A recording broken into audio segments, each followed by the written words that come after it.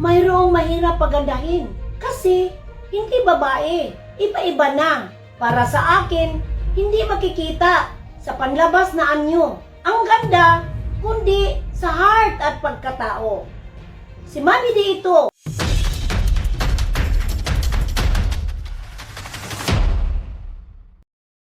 Mommy Dionisia naglabas ng matinding pahayag tungkol sa pagpili sa pagitan nina Jillian Ward at Alex Ila para sa hinaharap ng kanyang anak na si Eman sa gitna ng matinding kontrobersya at usap-usapan sa buong bansa. Isang napakainit at napakalaking kontrobersya ngayon ang patuloy na nagdudulot ng matinding ingay sa larangan ng showbiz at palakasan matapos na formal na basagi ng kinikilalang matriarka ng pamilya Pacquiao na si Mommy Dionisia ang kanyang mahabang katahimikan hinggil sa lumalaking usapin tungkol sa kinabukasan ng kanyang anak na si Eman. Sa gitna ng hindi matapos-tapos na mga espekulasyon, haka-haka, at nag-aalab na usap-usapan ng publiko kung sino sa dalawang napakasikat na personalidad na sina Jillian Ward at Alex Ila ang mas karapat-dapat na maging bahagi ng kanilang kilalang angkan. Hayagang ibinahagi ng kilalang ina ang kanyang mga personal na pamantayan at kagustuhan. Ang hindi inaasahang mga katagang ito na binitiwan ng matanda ay mabilis na kumalat sa lahat ng plataporma at nagdulot ng malalim na talakayan at debate sa mga tagahanga at taga-subaybay ng pamilya. Dahil tila nagbigay ito ng malinaw na pahiwatig kung anong uri ng pamana, ugali at katangian ang mas may malaking timbang para sa kanya sa pagpili ng makakasama ng kanyang anak sa hinaharap. Ayon sa mga nakalap na impormasyon mula sa mga pampublikong panayam at sa mga bulong-bulungan sa loob mismo ng kanilang malapit na bilog ng mga kaibigan at kamag-anak, mariing pinagtimbang ni Mommy Dionisia ang magkaibang mundo na kinabibilangan ng dalawang kababaihan. Sa isang banda, buong pusong kinilala ng matriarka ang angking alindog, galing sa pag-arte, at napakataas na popularidad ng kapuso actress na si Jillian Ward na patuloy na naghahari sa telebisyon at sa puso ng masayang madla. Ipinahayag ng ilan na malaki ang paghanga ng matanda sa karisma at sa likas na kabaitan ng aktres na nakikita ng lahat sa tuwing ito ay lumalabas sa screen. Subalit sa kabilang banda, hindi rin naman mapagkakaila ang labis na paghanga ng marami at ng mismong pamilya sa ipinapakitang disiplina, dedikasyon, at pandaigdigang dangal na dinadala ng tennis superstar na si Alex Ila sa bawat laban nito sa larangan ng internasyonal na palakasan. Ang ganitong direktang paghahambing sa pagitan ng isang star sa larangan ng entablado at ng isang tanyag na atleta ay nagdulot ng matinding pagkakahati sa opinyon ng buong lipunan kung saan ang iba ay pabor sa kinang ng mundo ng showbiz habang ang ilan naman ay mas pinapaboran ang sipag at karangalang dala ng larangan ng atletiko para sa kinabukasan ng kilalang pamilya.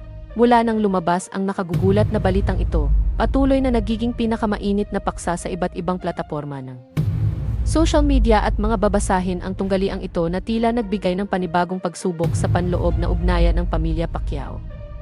Isang napakalaking katanungan ngayon sa madla kung paano haharapin ni Eman at ng buong angkan ang ganitong uri ng napakatinding pampublikong atensyon at ang pressure na dala ng mga hayag na pahayag ng kanyang ina habang patuloy na naglalabas ng kani-kanilang matitinding reaksyon ang mga tagahanga ng magkabilang kampo sa internet.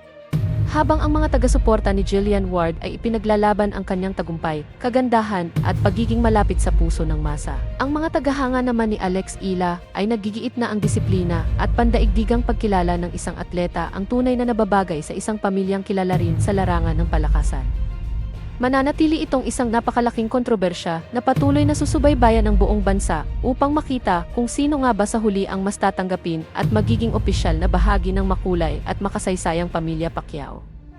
Kung susuriin ang malalim ang naging pananaw at pamantayan ni Mommy Dionisia para sa kinabukasan ng kanyang anak, makikita rito ang isang napakatradisyonal ngunit praktikal na pagtingin ng isang Pilipinang ina na naghahangad lamang ng pinakamabuti para sa kanyang dugo't laman.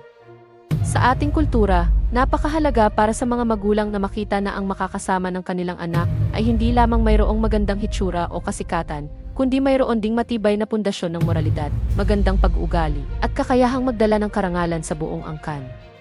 Ang pagkilala ni Mommy Dionisia sa magkaibang katangian ni Jillian Ward at Alex Ila ay nagpapakita lamang na bilang isang ina, pinahahalagahan niya kapwa ang tagumpay sa larangan ng sining at ang disiplina sa larangan ng palakasan. Dahil ang dalawang katangiang ito ay parehong mahalaga sa pagbuo ng isang matatag at iginagalang na pamilya sa lipunan. Sa kabilang banda, Ang ganitong uri ng pampublikong pahayag at paghahambing ay nagdudulot din ng hindi maiwasang pressure at kritisismo, hindi lamang para sa kanyang anak na si Eman, kundi maging sa dalawang batayang kababaihan na pawang mga matagumpay at iginagalang sa kani-kanilang larangan. Bagamat natural lamang sa isang ina na magkaroon ng sariling pamantayan o kagustuhan para sa kanyang anak, ang paglalabas nito sa publiko ay nagiging sanhi ng matinding espekulasyon at paghahambing na minsan ay nakakaapekto sa personal na buhay ng mga taong sangkot. Sa huli, ang pinakamahalagang pamantayan pa rin na dapat mangibabaw ay ang tunay na nararamdaman, pagmamahalan at malayang desisyon ng kanyang anak na si Eman.